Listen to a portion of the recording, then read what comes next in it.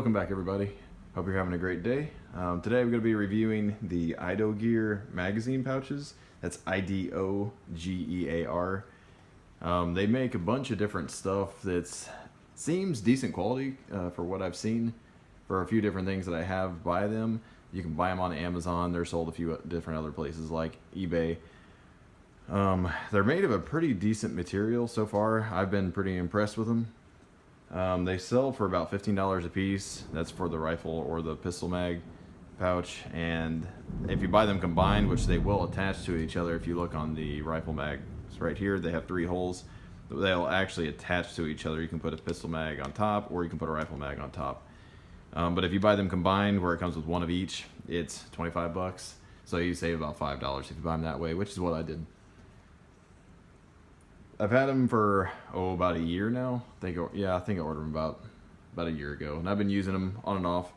And so far, I have to say I've been impressed. I wasn't expecting them to hold up all that well, but from what I can tell, they seem pretty durable, except for the way that they attach, which I'll get into that in a little bit. First, I was going to talk about the good things about them. Their durability is pretty good so far, except for, like I said, with the way they attach. But the material itself is actually, you can see right here, I'll show you, it's pretty flexible. I wouldn't call it plastic, but I wouldn't call it rubber. It's kind of a mixture of the two. And compared to a lot of other things out there, it has a lot more give. So I've done a lot of different stuff at the range. I've gone in prone, laid on them, rolled around on the things, and so far they've held up fine. They haven't had any breakages whatsoever. You can see they'll flex either direction, which is nice. You can tighten them to where they'll accept single stack or double stack mags. And just so you kind of see the retention, let me grab a clock mag over here.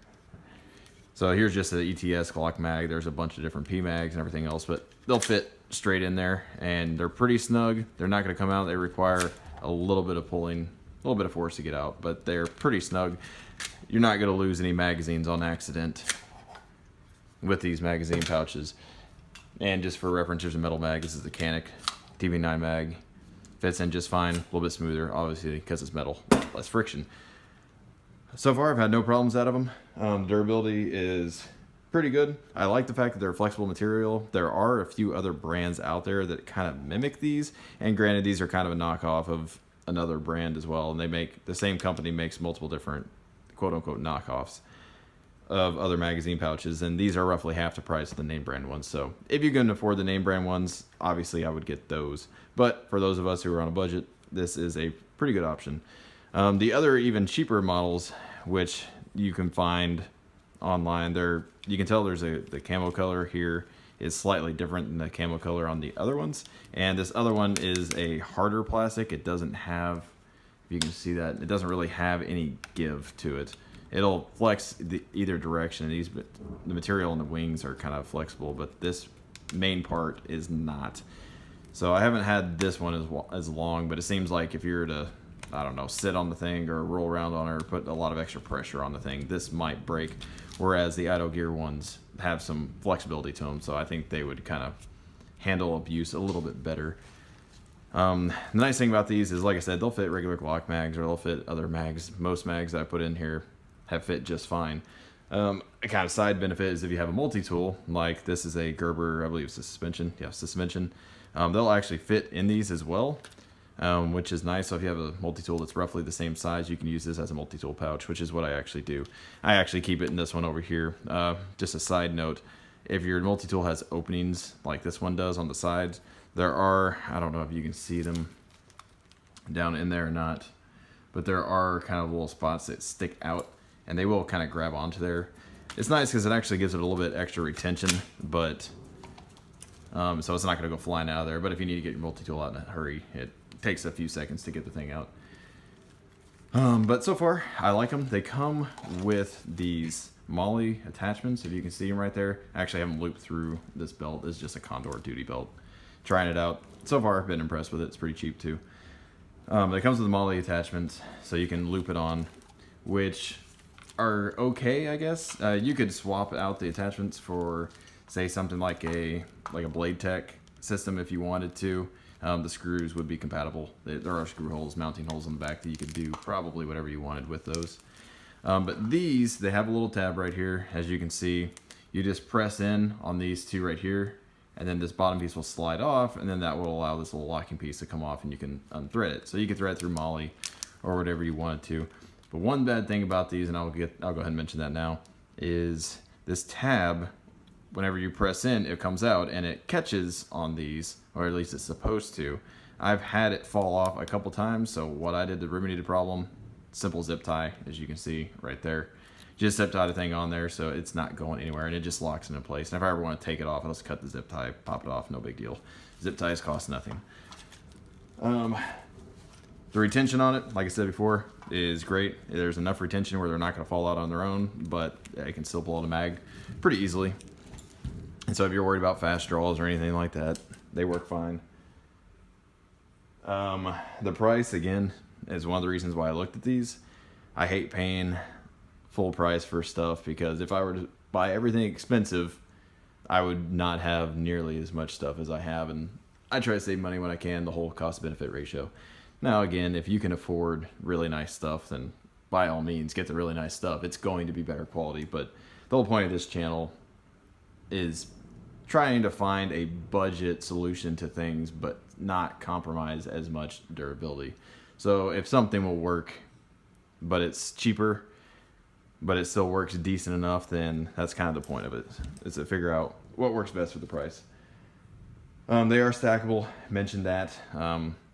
They seem a little, I don't know, they kind of fold on the side, so you could attach them to each other, but if you went prone or something with empty ones, they would crush in, and would it survive that? I don't know, maybe.